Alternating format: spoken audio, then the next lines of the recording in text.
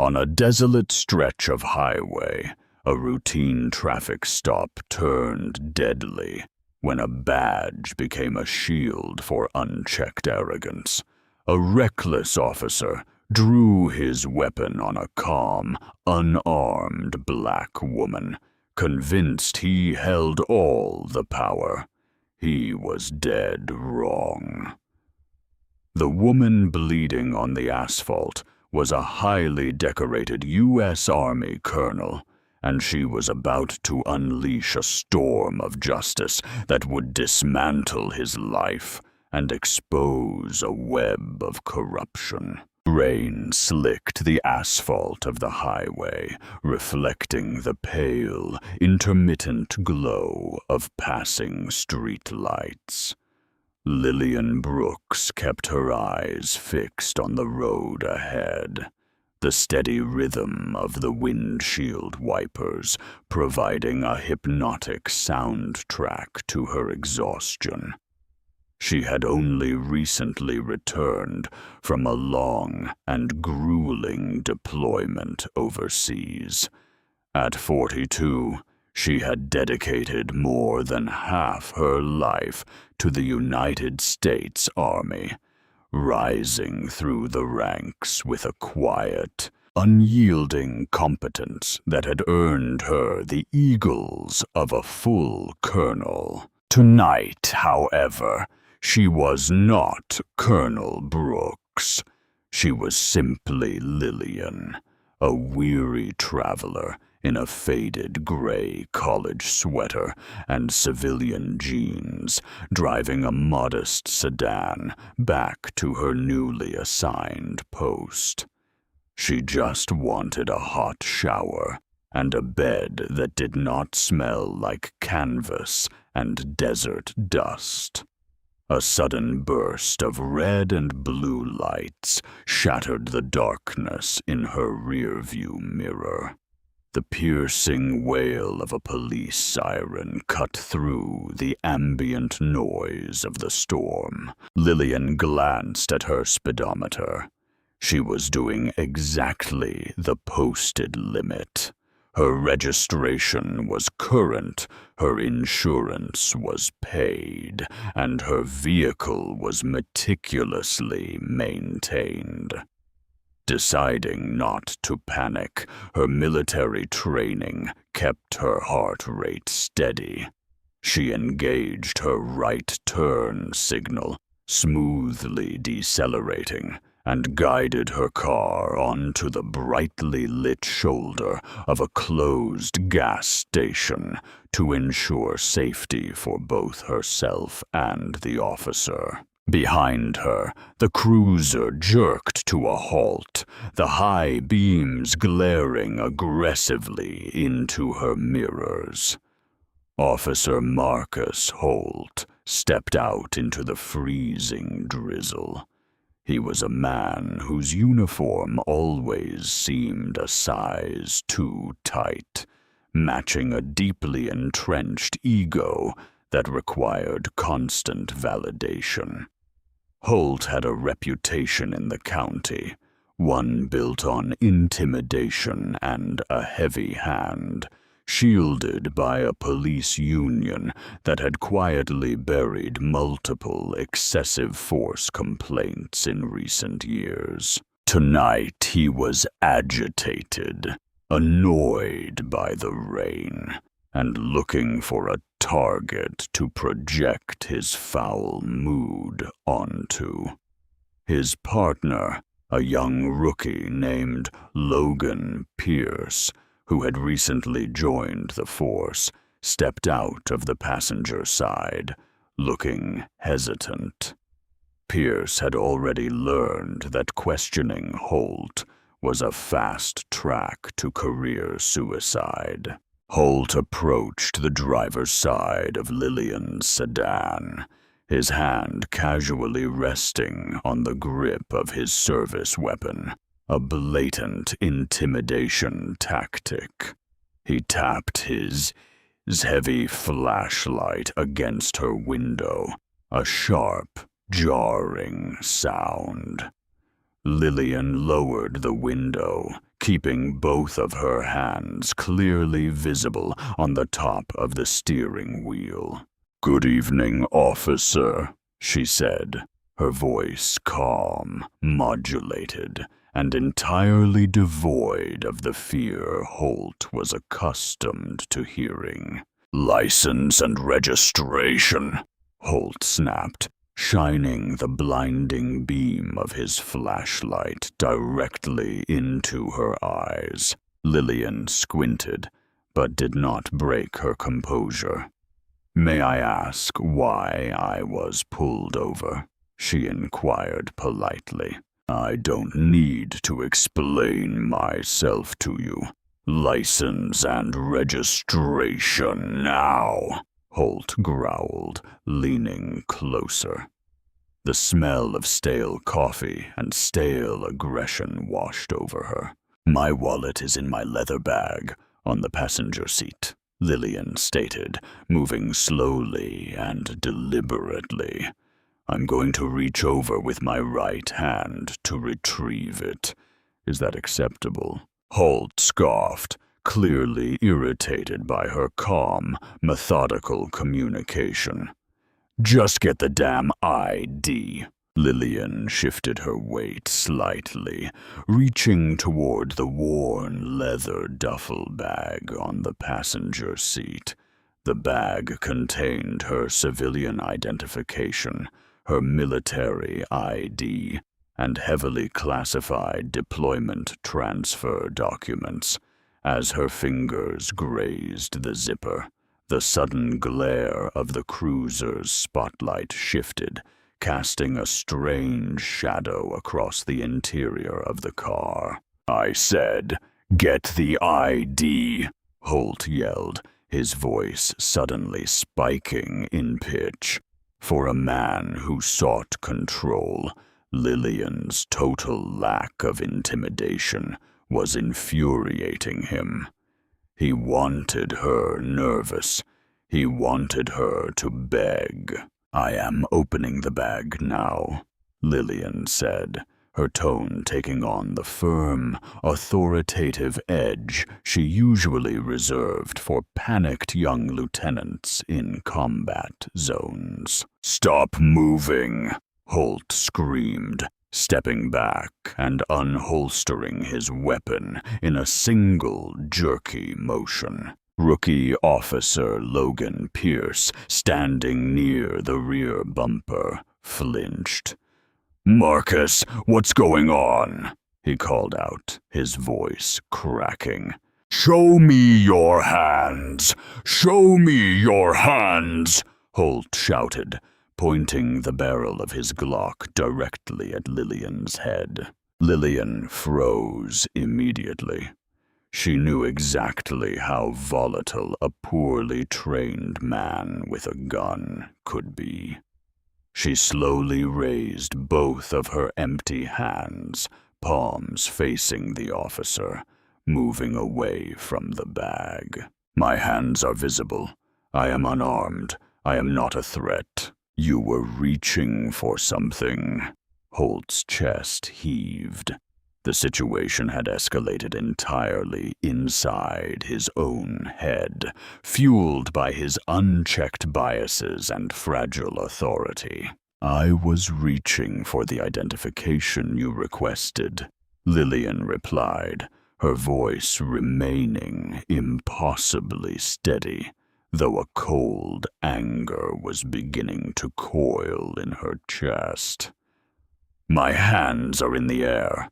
I'm going to step out of the vehicle if you want to search the bag yourself. Don't you move a muscle." Holt's finger was inside the trigger guard. He was trembling. The rain continued to fall, slicking his grip. Lillian looked him dead in the eyes. She had faced down insurgent ambushes and mortar fire, and now she was staring down the barrel of a terrified, incompetent local cop in her own country. "Officer," she said, her voice cutting through the rain with pure, unadulterated command. "Lower your weapon. You are escalating a non-lethal traffic stop. Lower it now." That authoritative command, the tone of a superior officer giving a direct order, snapped Holt's fragile ego. He did not process the logic. He only processed the defiance.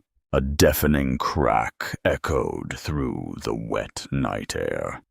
The glass of the driver's side window shattered outward in a brilliant explosion of safety glass. Lillian felt an agonizing, white-hot, tearing sensation rip through her upper left shoulder. The sheer kinetic force of the round threw her violently against the center console. The world tilted. The sound of the rain faded into a high-pitched ringing in her ears. Blood, warm and thick, immediately began to soak the gray wool of her sweater. "Shots fired! Shots fired!"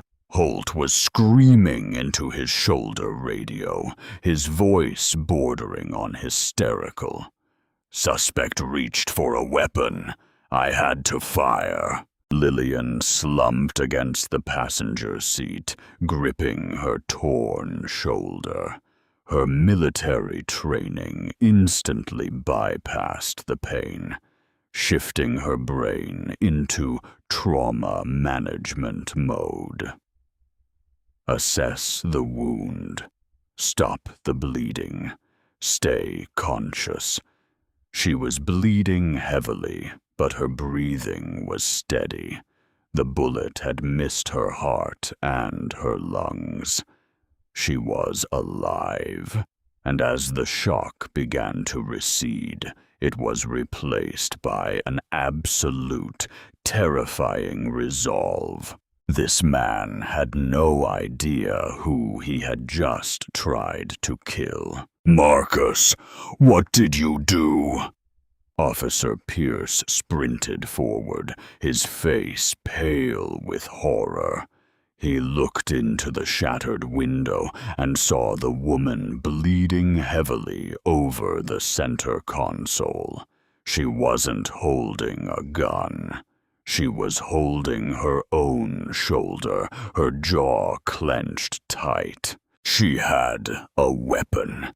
"She was reaching," Holt shouted, pacing aggressively back and forth in the rain, already rehearsing the lie that had saved his career before.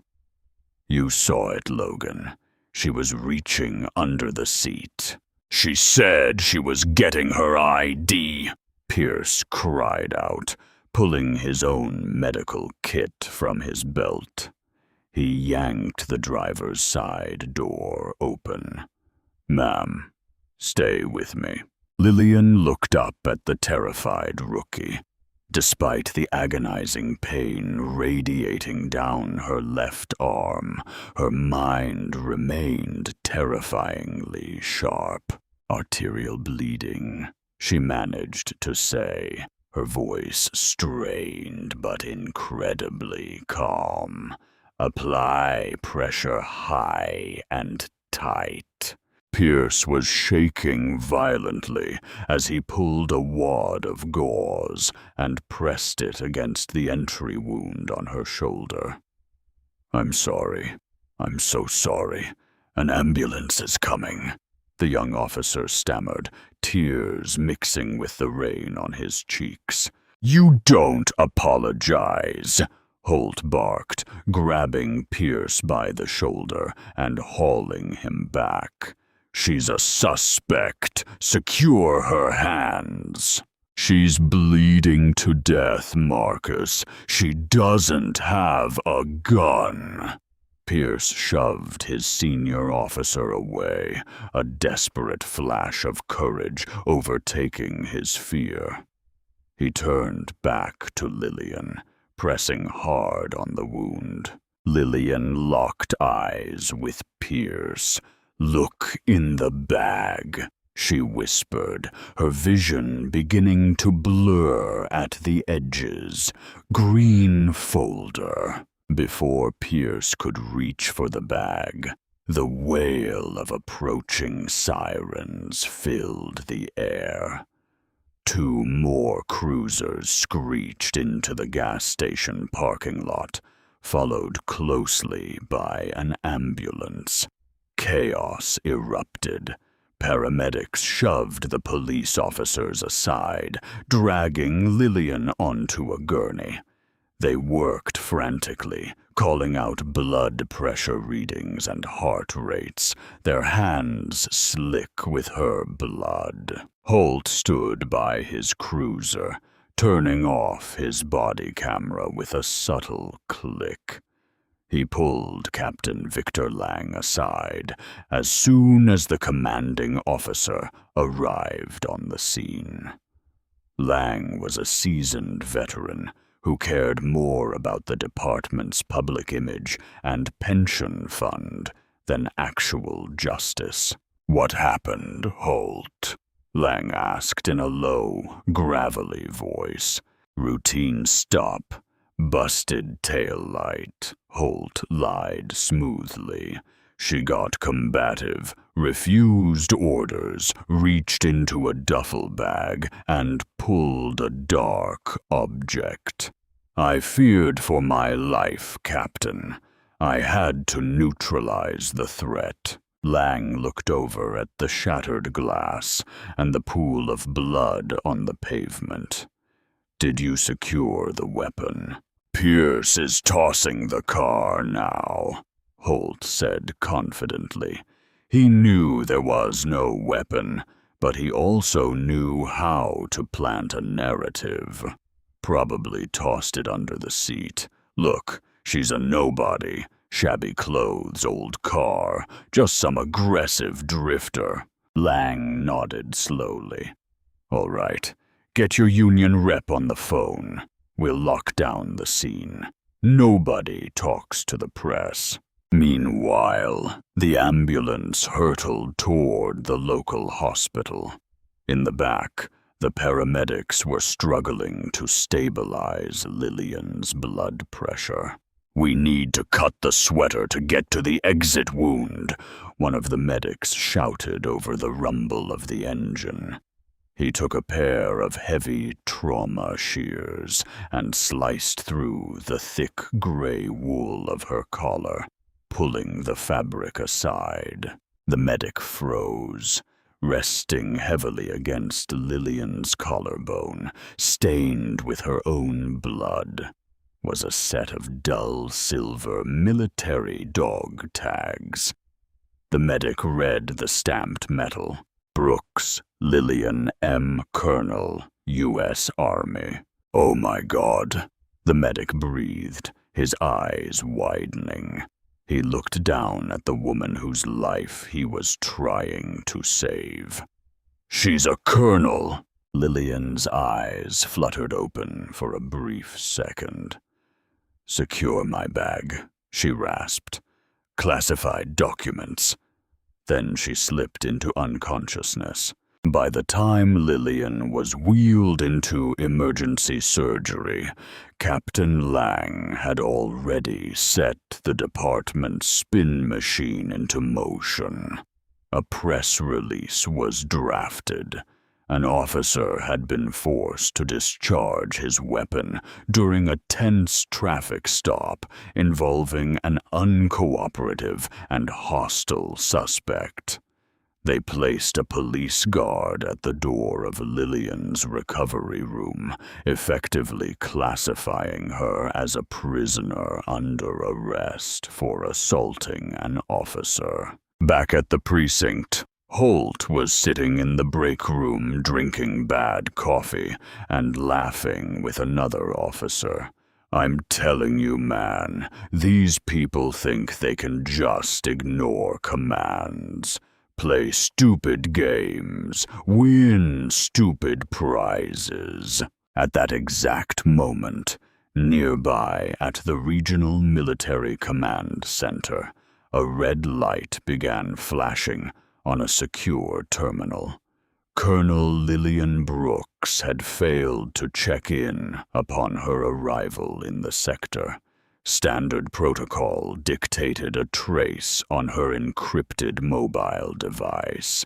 The GPS coordinates pinged directly inside the surgical ward of the local hospital. Major Harlan Cross, Lillian's fiercely loyal executive officer, stared at the screen. He knew Brooks better than anyone. She was a tactical genius who had survived 2 IED explosions and a direct siege on a forward operating base. She didn't just end up in civilian hospitals. Cross made 3 phone calls. The final call was to General Quentin Hale at the Pentagon. Hours later, as dawn broke over the dreary town, Captain Lang was asleep at his desk when the sound of heavy diesel engines rattled his office windows. He groaned, rubbing his eyes, and walked over to the blinds. His blood ran cold. Pulling into the small municipal parking lot of the police department were 3 heavily armored black military SUVs, flanked by Army Criminal Investigation Division tactical transports. Heavily armed, unsmiling military police officers in full tactical gear poured out of the vehicles, immediately securing the perimeter of the civilian police station. Major Harlan Cross stepped out of the lead SUV, his uniform pristine, his face carved from granite. He bypassed the stunned desk sergeant and marched directly toward Lang's office, kicking the door open before Lang could even reach for the handle. "Captain Lang," Cross demanded, his voice a lethal, vibrating baritone. "Who the hell are you? You can't just barge in here," Lang sputtered, instinctively dropping his hand toward his belt. 2 CID officers immediately stepped into the room, their hands resting on their sidearms, their eyes daring Lang to make a move. Cross stepped forward, tossing a heavily redacted federal warrant onto Lang's desk. "I am Major Harlan Cross, United States Army Criminal Investigation Division.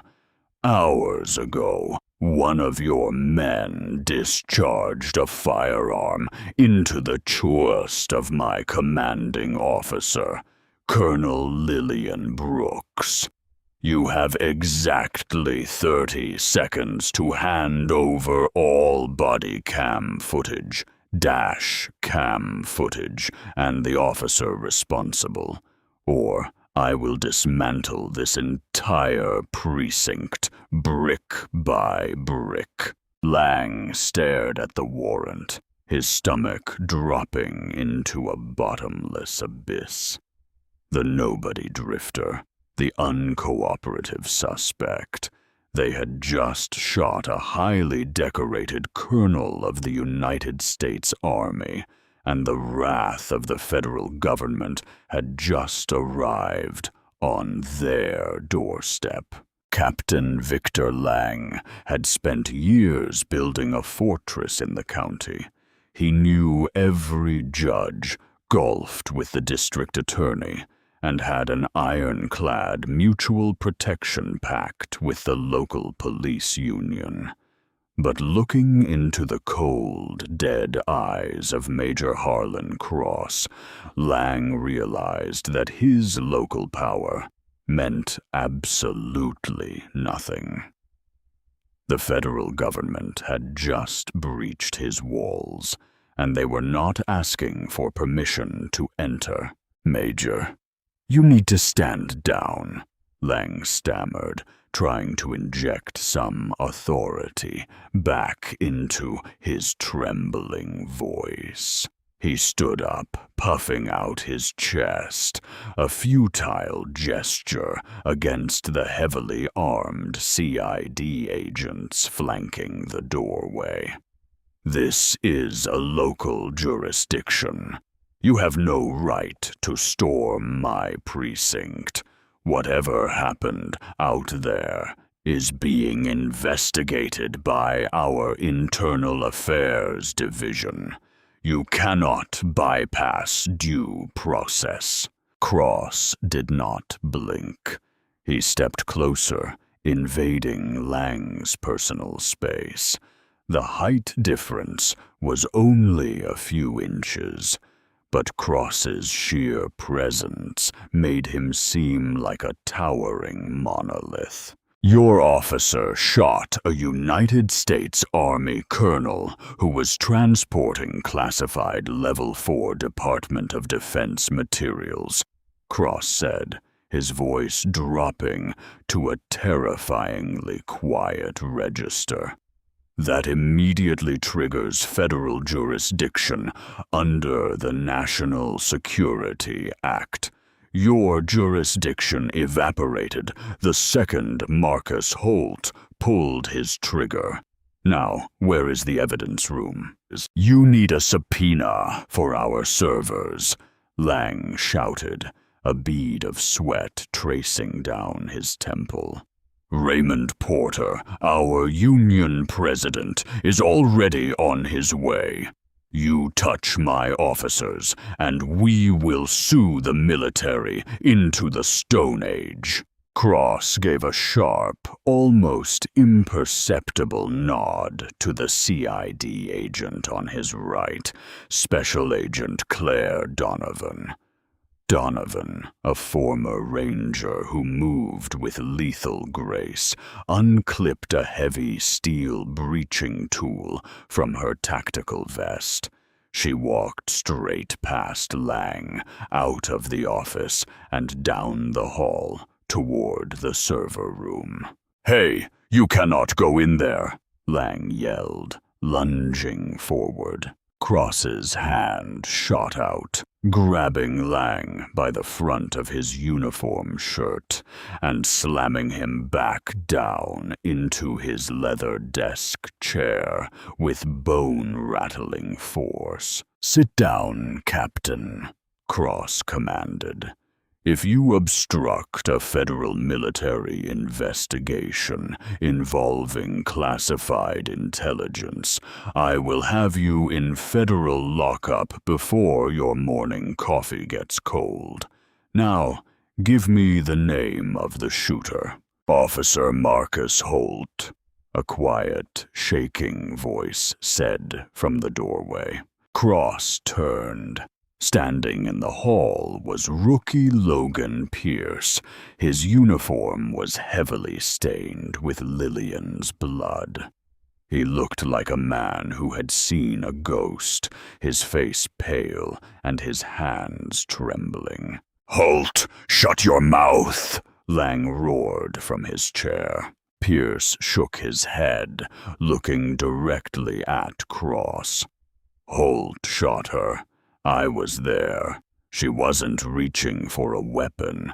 She told us she was reaching for her ID. He panicked, and she told me to secure her green folder. I have it." Pierce reached into his jacket and pulled out a blood-spattered thick green military dossier, holding it out to Cross. Cross's expression softened for a fraction of a second as he took the folder, verifying the unbroken federal seal. He looked at the rookie's blood-soaked hands. "You applied the pressure to the arterial wound." "Yes, sir," Pierce whispered. "You saved her life, son," Cross said firmly. He then turned to his radio. Donovan, secure the servers. Team 2, locate Officer Marcus Holt. Apprehend and detain. Down the hall in the precinct's break room, Marcus Holt was aggressively biting into a stale donut, laughing as he regaled a pair of dispatchers with his fabricated tale of heroism. I'm telling you, she had this crazy look in her eye. You hesitate out there, you die. I did what I had to do. Standard textbook neutralization. The break room door did not just open. It was kicked off its hinges. 4 CID tactical officers swarmed the room. Before Holt could even drop his donut, let alone reach for his weapon, 2 heavily armored men grabbed him by his shoulders, slammed him face first onto the linoleum floor, and wrenched his arms behind his back. The sickening click of heavy-duty steel handcuffs echoed in the small room. "What the hell is this? Get off me!" Holt screamed, struggling violently against the immense weight of the military police officers, pinning him down. "I'm a cop. You can't do this. Lang, get Lang." Major Harlan Cross walked into the break room, his boots crunching on the shattered wood of the door frame. He looked down at Holt with an expression of pure, unadulterated disgust. "Officer Marcus Holt," Cross said, his voice echoing in the silent room. "You are being detained by the United States Army Criminal Investigation Division for the attempted murder of a commissioned officer of the United States Armed Forces. You are also being held on suspicion of treasonous interference with classified federal intelligence." Holt stopped struggling. The color entirely drained from his face, leaving him looking like a sick, pale ghost. "Commissioned officer? What are you talking about? She was a nobody. She was just some drifter. The woman you shot is Colonel Lillian Brooks," Cross replied coldly. "She spent the last extended deployment hunting terrorists overseas, and she has more honor in her severed fingernail than you have in your entire miserable existence." No, there's a mistake." Holt began to hyperventilate. The horrific reality of his situation finally pierced his armor of arrogance. "She reached. She had a gun. Pierce saw it. Check my body camera. It malfunctioned, but I swear she reached." "We already checked the servers," Agent Claire Donovan said, stepping into the room with a hard drive secured in an anti-static bag. "Your body camera was manually switched off seconds after you fired the shot. But you forgot one thing, Holt. Your rookie partner forgot to turn his off. We have the whole thing in high definition." Holt let out a pathetic whimpering sound, burying his face against the dirty linoleum. The indestructible shield of his badge had just been shattered into a million unrecoverable pieces. "Get him out of my sight," Cross ordered. "Transport him to the federal holding facility. Do not let him speak to anyone." As Holt was dragged out of the precinct, kicking and crying for a union representative who could no longer save him, Cross turned his attention back to the rookie. Pierce, you are coming with us. You are the sole material witness, and this precinct is no longer safe for you." The federal takeover of the police department was complete in less than 30 minutes. They stripped the evidence room, seized the digital servers, and humiliated the corrupt leadership in front of their entire staff. Karma had not just knocked on Marcus Holt's door. It had kicked it down with a steel-toed boot. The steady, rhythmic beeping of the heart monitor was the first thing Lillian registered. The sound was familiar, grounding her in a reality she had woken up to more than once during her military career. The smell, however, was different. It lacked the pungent scent of canvas and iodine typical of a field hospital. This room smelled of crisp, sterile linen and highly potent antiseptic. She slowly opened her eyes, immediately assaulted by the harsh fluorescent lights overhead. She blinked rapidly, her vision swimming, before focusing on the acoustic tiles of the ceiling. A deep, throbbing agony radiated from her left shoulder, wrapping around her chest like a band of hot iron. "Welcome back, Colonel," a familiar baritone voice said softly from the corner of the room. Lillian turned her head slightly, wincing at the pull on her neck muscles. Major Harlan Cross was sitting in a rigid plastic visitor's chair, his posture perfectly straight, a tablet resting on his knee. He looked tired, the dark circles under his eyes betraying a sleepless night, but his expression was one of profound relief. "Harlan," Lillian rasped, her throat incredibly dry. She tried to swallow. "Status." Cross immediately stood, pouring a small cup of water from a plastic pitcher and holding a straw to her lips. "You are at the secure medical wing of Walter Reed National Military Medical Center. We medevaced you out of the local hospital.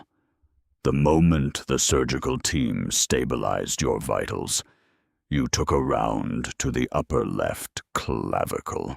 It shattered the bone and tore through the deltoid muscle. The surgical team had to use a titanium plate to rebuild the collarbone." Lillian took a slow sip of water, letting the cool liquid soothe her raw throat.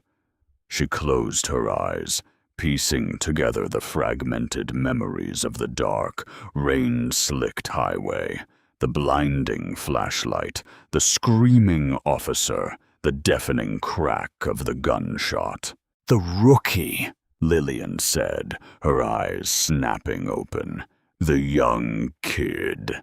He tried to stop the bleeding. Where is he?" "Officer Logan Pierce is currently under federal protection," Cross explained, setting the water cup down. "He has been fully debriefed and has provided a sworn recorded statement detailing the entire incident. He surrendered the classified dossier you instructed him to secure. Everything is intact, Colonel." Lillian let out a slow, painful breath, relief washing over her. "And the shooter?" Cross's jaw tightened, a dangerous glint appearing in his eyes.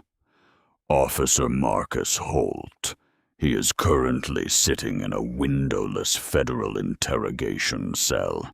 He tried to spin the narrative, claimed you reached for a weapon. His captain, Victor Lang, attempted to orchestrate a cover-up before your blood was even dry on the asphalt. Of course he did, Lillian murmured bitterly. She had spent her life fighting enemies overseas who hid in caves and behind masks.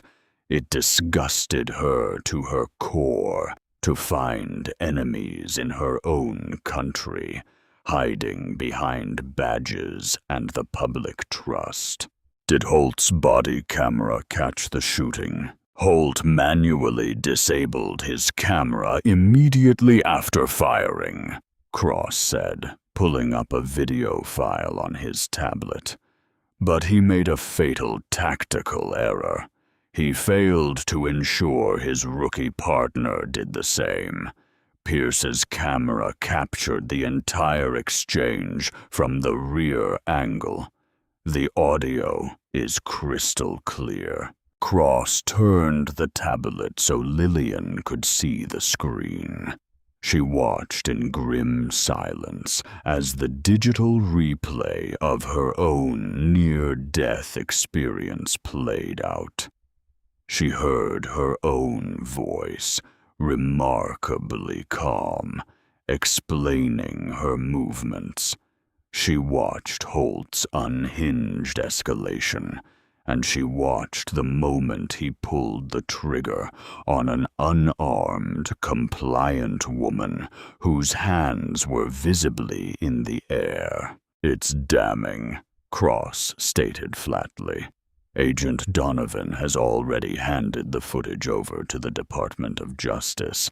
But it gets worse, Lillian." Lillian looked away from the screen, focusing on Cross. "How much worse?" Donovan ran a deep dive background check on Marcus Holt and the precinct, Cross explained, his voice thick with disgust. "Holt has multiple prior complaints for excessive force against unarmed minority civilians in recent years. Several of them resulted in severe hospitalizations. Every single one of those complaints was buried by Captain Lang and the local police union president, Raymond Porter. They intimidated witnesses, falsified police reports, and protected a violently unstable man because it was politically convenient for the department's arrest statistics."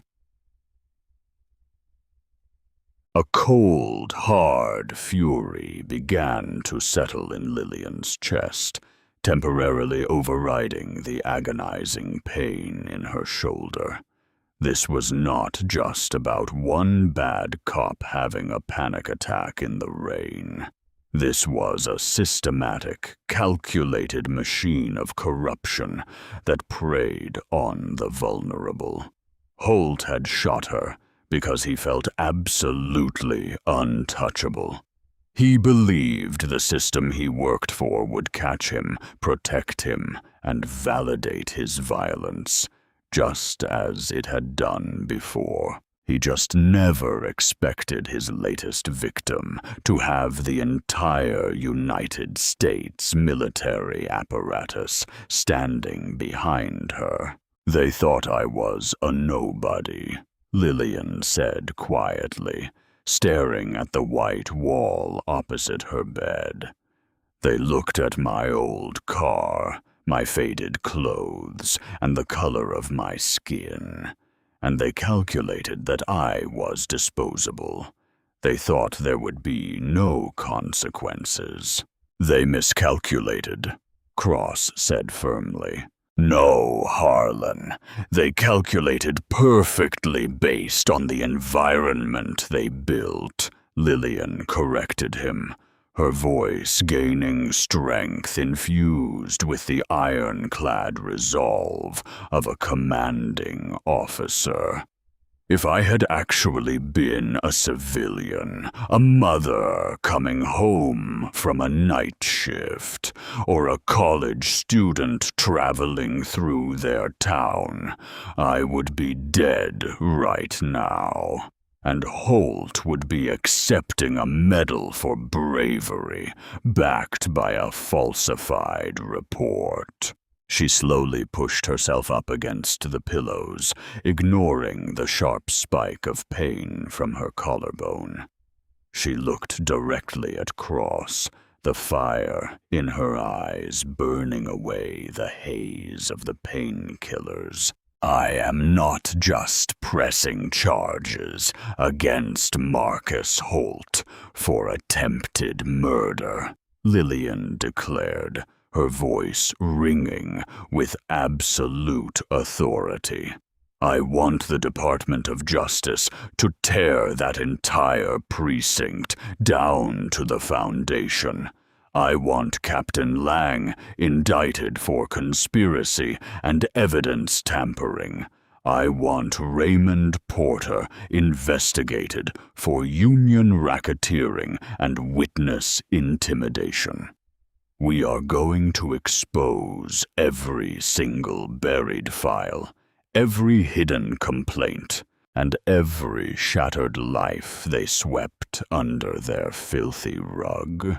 Cross smiled, a sharp, predatory grin. I already have a team of federal prosecutors drafting the RICO Act indictments, Colonel. We are bringing a war to that department. Lillian nodded slowly. Good. Tell Agent Donovan I want to speak to the DOJ task force lead by tomorrow morning.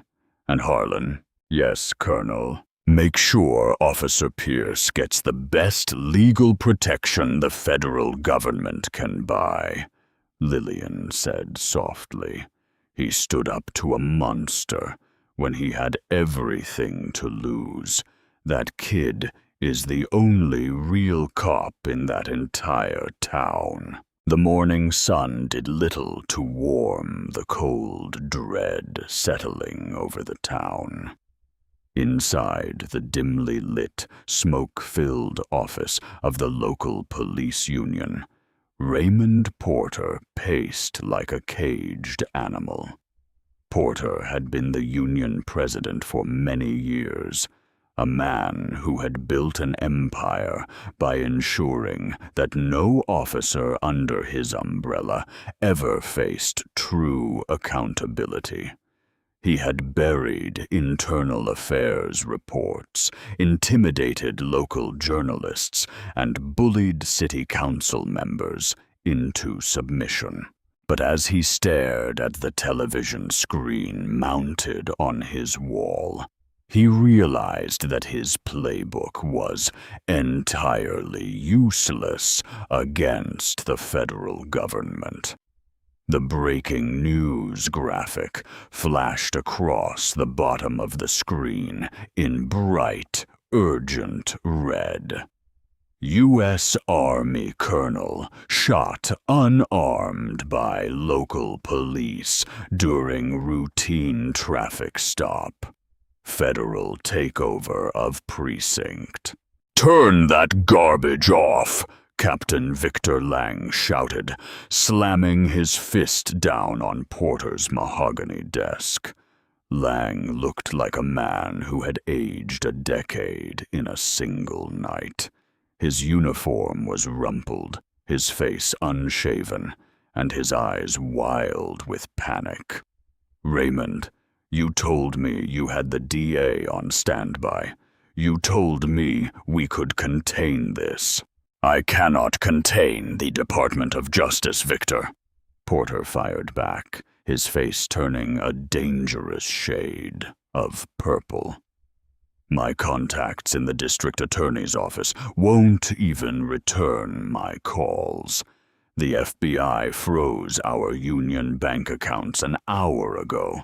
We cannot even hire outside defense counsel. They are treating us like a cartel because you operated like one. A smooth, authoritative voice echoed from the doorway. Both men froze. Standing in the entrance of the union office was a man in a sharply tailored navy suit, flanked by 4 FBI agents, wearing tactical windbreakers. He held a leather briefcase in one hand and a stack of federal warrants in the other. Dominic Shaw, United States Department of Justice, Civil Rights Division. The man introduced himself, stepping into the room with terrifying calm. Raymond Porter, Victor Lang, you are both under arrest. Lang backed up against the wall, his chest heaving. Arrest for what? I wasn't even at the scene. You are being charged under the Racketeer Influenced and Corrupt Organizations Act, otherwise known as RUCO, Shaw stated, his voice completely devoid of sympathy. We have spent the previous hours analyzing the servers Major Cross's team seized from your precinct. We found the deleted files, Captain. The buried excessive force complaints against Officer Holt, the altered dispatch logs, the emails between you and Mr. Porter coordinating the intimidation of civilian witnesses. You did not just cover up the attempted murder of Colonel Lillian Brooks. You ran a systemic, organized criminal enterprise out of a taxpayer-funded police station. Porter tried to summon his old bluster, pointing a trembling finger at the federal prosecutor. You are overstepping, Shaw. This is a union office. You have no jurisdiction to raid this building without a federal judge signing off. Shaw casually handed the top paper from his stack to an FBI agent, who pinned it directly to Porter's chest. Signed by a federal judge at dawn. Handcuff them. The agents moved with brutal efficiency. Porter, a man who had spent years terrifying the citizens of the town, whimpered as his wrists were wrenched behind his back and bound in heavy steel. Lang did not even fight. He simply slumped his shoulders, the realization of his complete and utter ruin breaking his spirit instantly. As they were marched out of the Union building, the karma of their actions finally caught up to them in the most public way possible. Shaw had purposefully tipped off the national media. A sea of news vans, reporters, and blinding camera flashes surrounded the entrance. The local citizens, many of whom had been victimized by Lang's corrupt precinct, stood on the sidewalks, watching in stunned silence as the 2 most powerful men in the county were shoved into the back of armored federal transport vehicles. Nearby in her sterile room at Walter Reed, Lillian watched the broadcast on a small, flat-screen television. Major Cross stood by the window, his arms crossed over his chest, a rare look of satisfaction on his usually stoic face. They look smaller on television, Lillian remarked softly, adjusting the sling that held her left arm immobile. The pain medication was making her groggy, but the sheer vindication of seeing the systemic rot pulled out by its roots kept her mind sharp. Bullies always do when you take away their badges, Cross replied, turning away from the window. Shaw's team is tearing the precinct down to the studs. Every officer who participated in the cover-up is being suspended pending federal review. The governor has dispatched the state police to take over patrols until the department can be entirely rebuilt from the ground up. And the previous victims? Lillian asked, her brow furrowing with concern. The people Holt hurt before me. Shaw is reopening every single case, Cross assured her. Because of your actions, multiple innocent people who were beaten and silenced by Holt are finally going to have their day in court. They are safe now. Lillian leaned back against her pillows, letting out a long, slow breath. She had taken a bullet, endured agonizing surgery, and faced down the barrel of a terrified man's gun. But as she watched Lang and Porter being driven away to a federal penitentiary, she knew, without a shadow of a doubt, that the pain was worth the justice it had purchased. The federal holding facility was practically designed to break a man's spirit. The walls of Interrogation Room 4 were made of reinforced concrete, painted a dull, soul-crushing gray. The fluorescent light above flickered with an irritating hum. There were no windows, no clocks, and absolutely no sense of the outside world. Marcus Holt sat in a steel chair bolted to the floor, wearing a bright orange federal jumpsuit. He had been in custody for more than a day. The bravado, the arrogance, and the violent entitlement that had defined his career were entirely gone, replaced by a hollow, shaking terror. He looked at his hands, realizing that the silver handcuffs biting into his wrists were not going to be removed anytime soon. The heavy steel door clicked and swung open. Major Cross walked in, followed closely by Dominic Shaw. They did not sit down. They stood on the opposite side of the steel table, looking down at Holt as if he were a particularly repulsive insect. "Officer Holt," Shaw began, opening a thick manila folder and tossing a stack of high-resolution photographs onto the table. "My name is Dominic Shaw. I am the federal prosecutor who will be dismantling the rest of your life." Holt swallowed hard, his eyes darting frantically between the two men. "I want my union rep. I want Porter. You can't question me without my representative. Raymond Porter is currently sitting in a cell 3 blocks away, crying into a paper cup," Shaw said smoothly.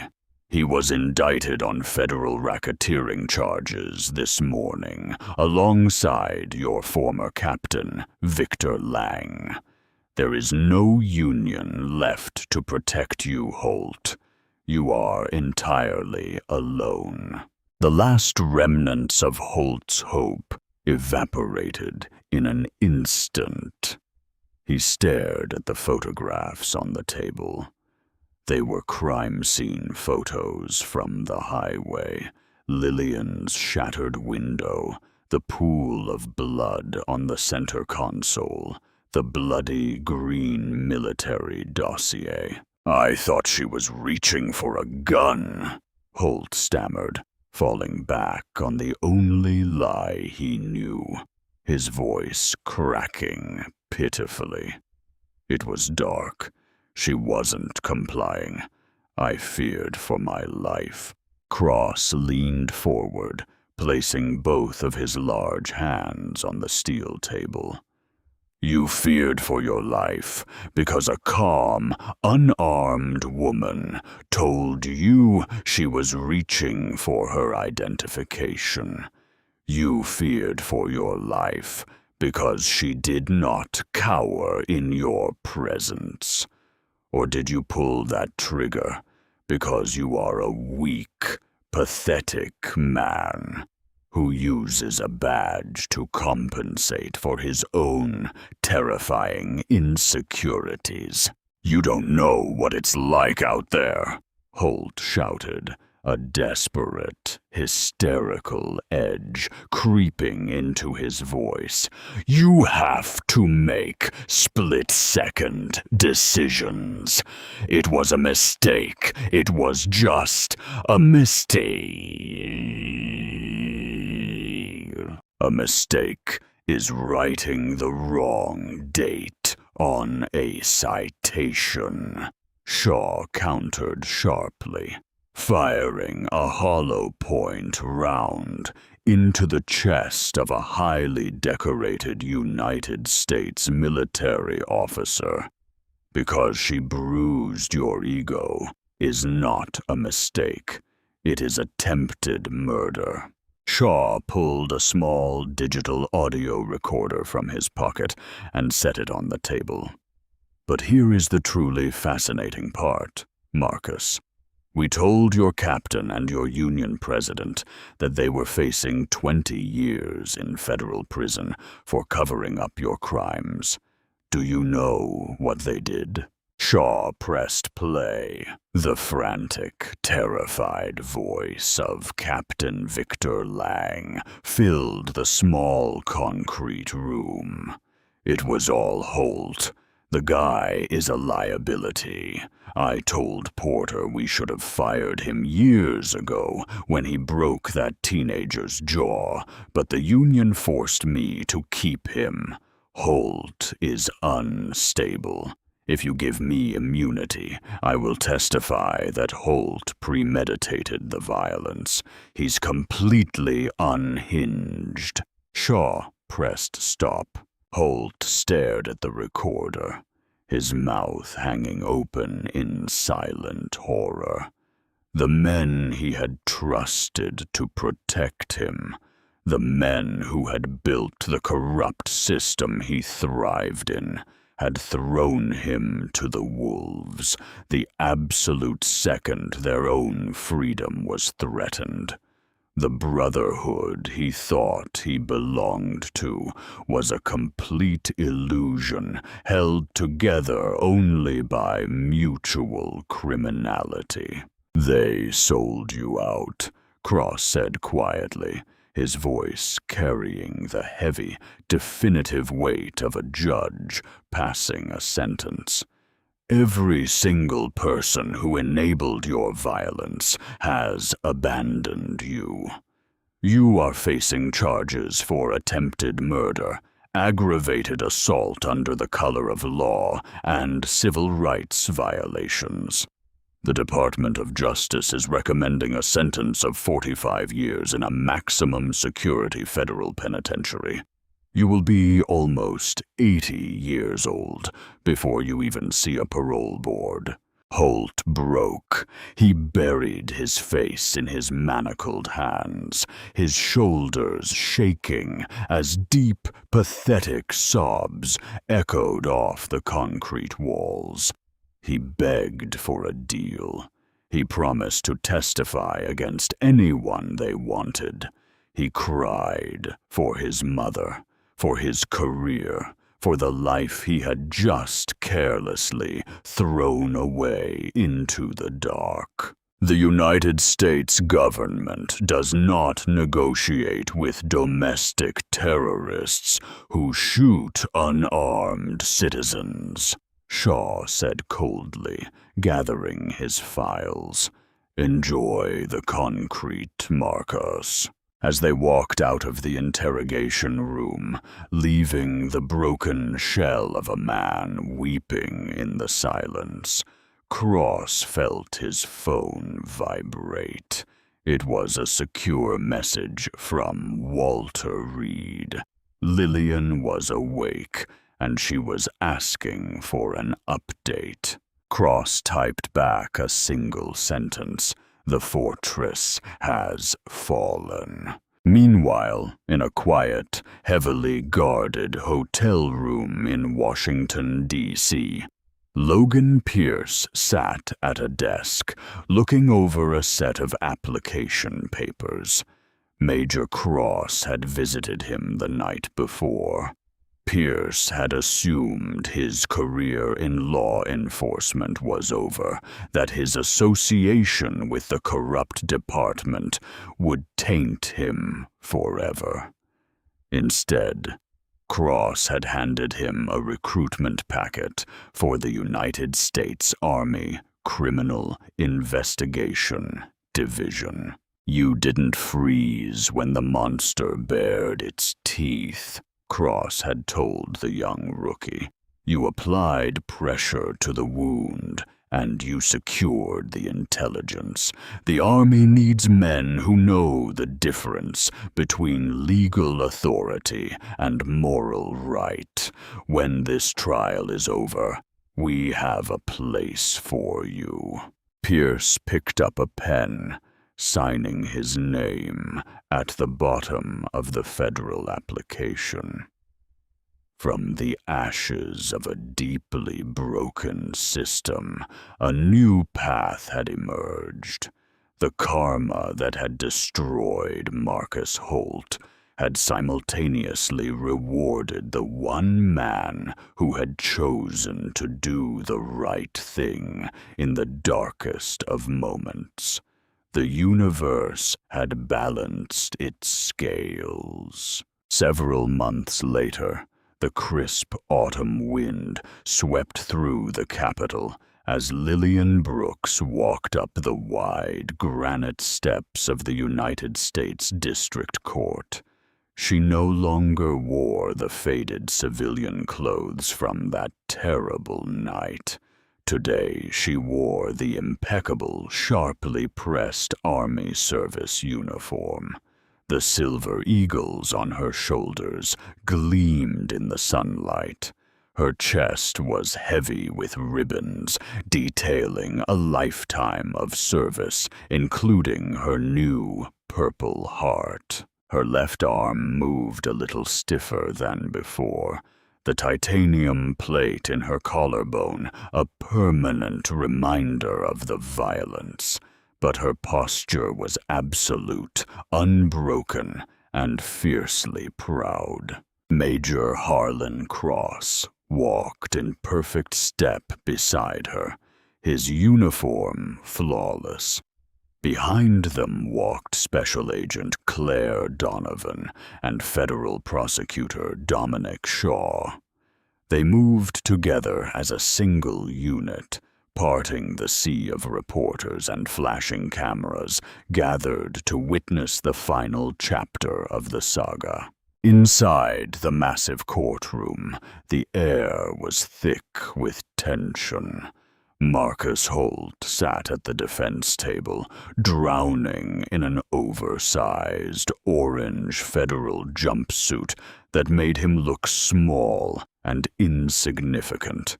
His complexion was a sickly pale gray from months in solitary confinement. Beside him sat Victor Lang and Raymond Porter, stripped of their glory, looking like hollow, defeated shells. "All rise," the bailiff's voice boomed, echoing loudly off the high ceilings. Judge Harlan Reeves took his seat, his stern gaze sweeping over the defendants, before settling respectfully on Colonel Brooks. The trial had been swift and devastating for the defense. Armed with Pierce's body camera footage, Lang's cowardly testimony against Holt, and a mountain of decrypted emails proving systemic racketeering, the defense never stood a chance. The jury deliberated swiftly before returning a unanimous guilty verdict on all counts. Today was sentencing, and Lillian had specifically requested to speak. "Colonel Brooks," Judge Reeves said, his voice softening just a fraction. "The court recognizes your right to deliver a victim impact statement. You have the floor." Lillian stood up. The courtroom fell deathly silent. She did not walk to the podium. Instead, she stood firmly at her table, squaring her shoulders and locking her eyes onto Marcus Holt. Holt tried to look down, but the overwhelming weight of Lillian's commanding presence compelled him to look up. "For an extended deployment, I commanded troops in a hostile theater of war," Lillian began, her voice steady and unshakable. "I led soldiers through insurgent ambushes and mortar fire. I watched them bleed to protect the ideals of this country. Yet the closest I ever came to losing my life was on a quiet highway in my own nation at the hands of a man sworn to protect me." Holt flinched. "You did not pull that trigger because you were in danger, Marcus," Lillian continued, her words slicing through the silence. "You pulled it because you saw a black woman alone on a dark road, and your fragile ego could not tolerate my refusal to cower. You relied on a corrupt system built by the two cowards sitting next to you to shield you from your own inadequacy. But that shield is broken. I did not just survive your bullet. I survived to ensure you can never hide behind a badge again." She turned her uncompromising gaze to Lang and Porter. "Your corruption thrived in the dark, relying on the silence of the vulnerable.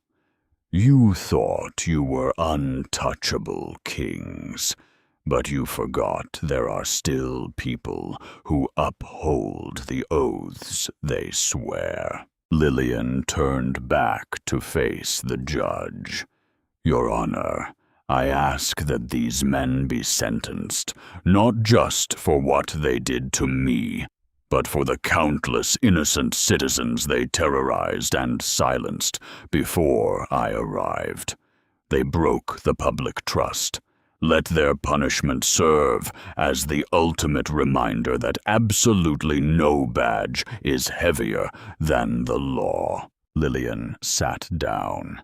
The silence was absolute. Judge Reeves adjusted his glasses, looking at the defendants with undisguised disgust. Marcus Holt, for the egregious crimes of attempted murder, aggravated assault, and civil rights violations under the color of law, I sentence you to 45 years in federal prison without the possibility of parole." Holt let out a choked sob, burying his face in his manacled hands as his life officially ended. "Victor Lang, Raymond Porter," the judge continued, "for racketeering, conspiracy, evidence tampering, and the systemic deprivation of civil rights.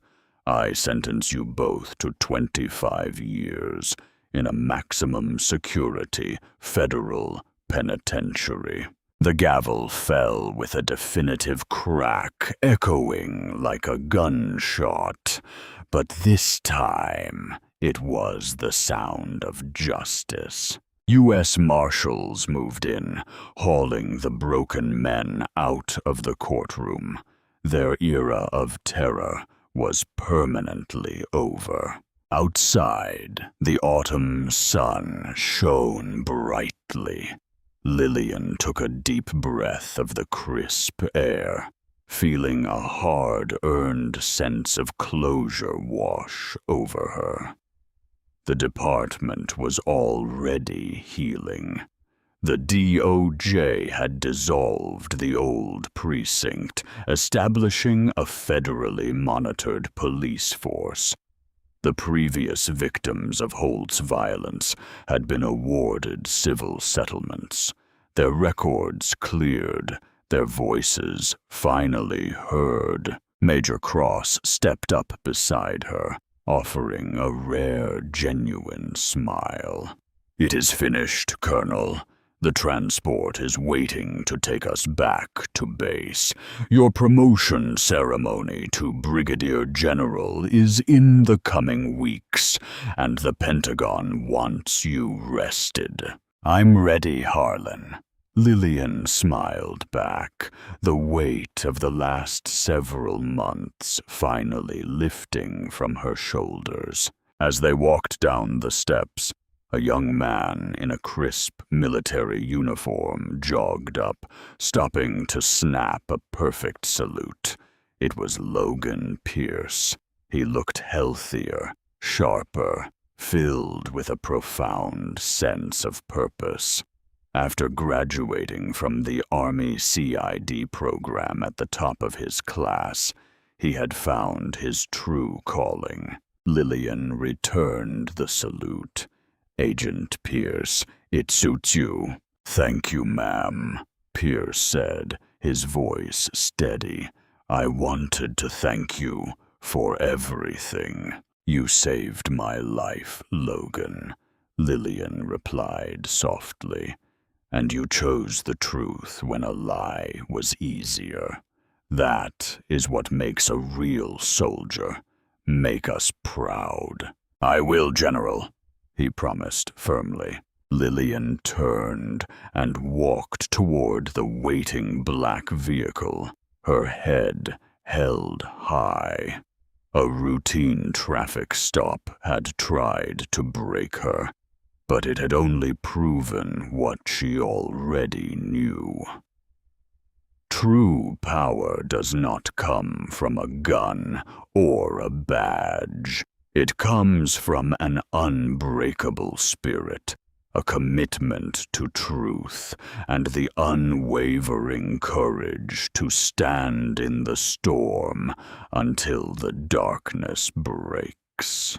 And as the car drove away, leaving the courthouse behind, the scales of karma rested perfectly, beautifully balanced once again. What an incredible journey of ultimate justice and resilience. Colonel Lillian Brooks proved that true strength does not hide behind a corrupt badge. It stands firmly in the blazing light of truth. Her unyielding courage tore down an entire empire of corruption, proving that hard karma always collects its debts in the end. If this real-life story of justice, bravery, and the fight against a broken system inspired you, please hit that like button to show your support. Don't forget to share this story with your friends, and subscribe to the channel for more dramatic stories where right conquers wrong.